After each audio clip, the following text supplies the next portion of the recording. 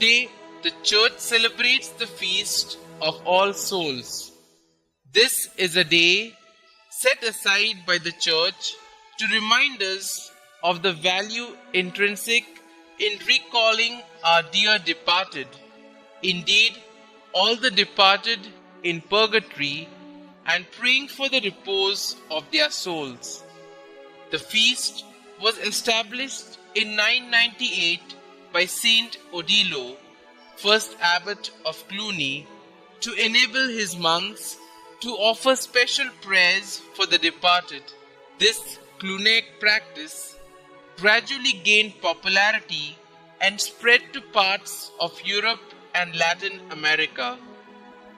The date, which became practically universal by the end of the 13th century, was so chosen as to immediately follow the Feast of All Saints.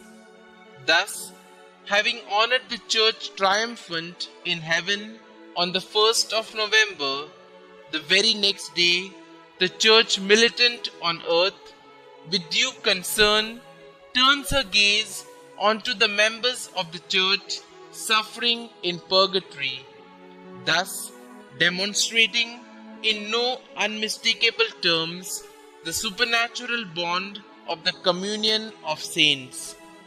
The Council of Trent officially declared that the souls in purgatory benefit from and need the prayers and works of charity of all Christian believers as spiritual helps in eventually surmounting their spiritual separation from God.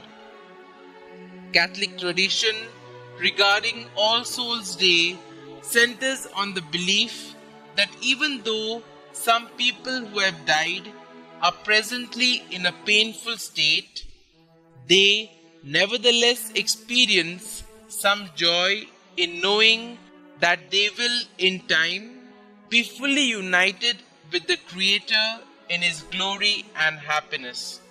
Accordingly, the Church has enriched with a plenary indulgence the custom of visiting the cemetery to pray for the deceased during the octave 1st to the 8th of November, and a partial indulgence on other days. For the succor of the innumerable dead in World War I, Pope Benedict XV, by a decree dated on the 10th of August 1915, granted each priest the blessed privilege of celebrating 3 masses on this day, one for his own intentions, another for the souls in purgatory, and a third for the intentions of the Holy Father. In the final analysis, this day is a day of hope for the entire Church, focusing as it does on the fullness of the Paschal mystery, enveloping every believer in its redeeming embrace.